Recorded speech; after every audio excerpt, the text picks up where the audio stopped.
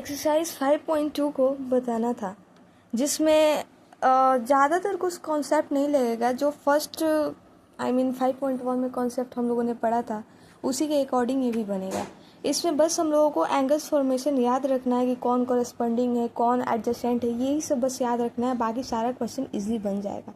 सबसे पहले ये फर्स्ट क्वेश्चन कह रहा है, state the property that is used in each of the following statement. मतलब कह रहा है कि यहाँ पे एक फिगर दिया गया है और इस फिगर में आपको क्या करना है कि, और हाँ साथ में ये कुछ स्टेटमेंट दिया गया है जिसमें आपको क्या करना है, बताना है कि ये सब इक्वल है तो किस लिए है, इसका रीज़न हमको गिव करना है, अर्थात इसका प्रॉपर्टी हमको बताना है। तो सबसे पहले यहाँ पे दो पैरेलल लाइन है, एंगल ए एंड बी। ये ए एंड बी क्या है, एक दूसरे का पैरेलल लाइन है। और आपको पता है अगर पैरेलल लाइन रहता है तो उसमें जो एंगल का फॉर्मेशन होता है वो करना हम लोगों को आसान हो जाता है। सबसे पहले यहाँ पे फर्स्ट क्वेश्चन कह रहा है, इफ़ ए पैरेलल बी, मतलब जो ए है वो क्या है, बी का पैरेलल है।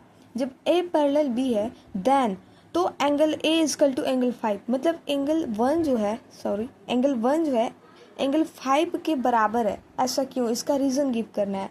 तो सबसे पहले हम यहाँ पे इसका आंसर लिखे हैं। देखिए जो होता है, ये जो एंगल 1 होगा, एंगल 1 जो है एंगल 5 का कोरेस्पॉन्डिंग होगा, एंड ये जो एंगल 2 होगा एंगल 6 का होगा, एंगल 4 एंगल 5 का कोरेस्पॉन्डिंग, एंगल 3 एंगल 8 का। इसीलिए जो कोरेस्पॉन्डिंग एंगल होता है वो क्या होता है, एक दूसरे के इक्वल होता है। ठीक है ना, एक दूसरे के इक्वल होता है। तो सबसे पहले हम लोग फर्स्ट का आंसर लिखेंगे, कॉरेस्पॉन्डिंग एंगल्स आर इक्वल। मतलब जो है ना, ये जो दोनों है एक दूसरे के क्या होते हैं, कॉरेस्पॉन्डिंग है। इसीलिए यहाँ पे कह रहा है कॉरेस्पॉन्डिंग एंगल्स आर इक्वल, मतलब जो कॉरेस्पॉन्डिंग एंगल्स होते हैं वो क्या होते हैं, इक्वल्स होते हैं। When transversal cuts parallel line, जब क्या करती है, ये जो ट्रांसवर्सल जो लाइंस कट करती है, अगर पैरेलल लाइन को जो कट करती है उन्हें हम लोग ट्रांसवर्सल लाइन कहते हैं। तो जब क्या करती है कि ट्रांसवर्सल जो होती है ना, जो ट्रांसवर्सल होती है वो पैरेलल लाइन को जब कट करती है तो क्या होता है, उस पर जितने भी एंगल्स का फॉर्मेशन होता है वो किसी ना किसी तरीके से वो एक दूसरे के इक्वल्स होते हैं। सेम यहाँ पर भी है, if angle 4 equal to angle 6 then A parallel B, मतलब क्या है, एंगल 4 जो है एंगल 6 के इक्वल है।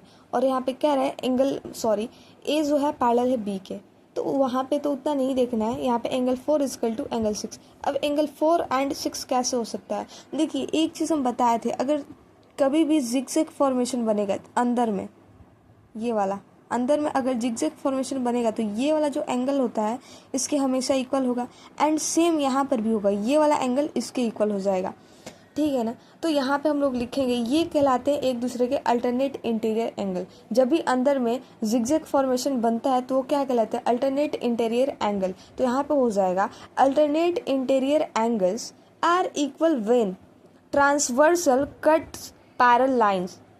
सेम वही, बस यहाँ पे अल्टरनेट इंटीरियर एंगल लिख देना है। और क्या होता है, वो हमेशा इक्वल होते हैं। जब क्या होता है, जब ट्रांसवर्सल पैरेलल लाइन को कट करती है तो ये एक दूसरे के क्या है, अल्टरनेट इंटीरियर एंगल है। देन ये समझ आ गया होगा। एंड यहाँ पे देखिए, if angle 4 plus angle 5 equal to 118 degree then A parallel B, यहाँ पे कह रहा है कि जो एंगल 4 है एंड एंगल 5 है ये क्या है, एक दूसरे के ये दोनों को ऐड करेंगे तो क्या आ जाएगा, 118 डिग्री आएगा।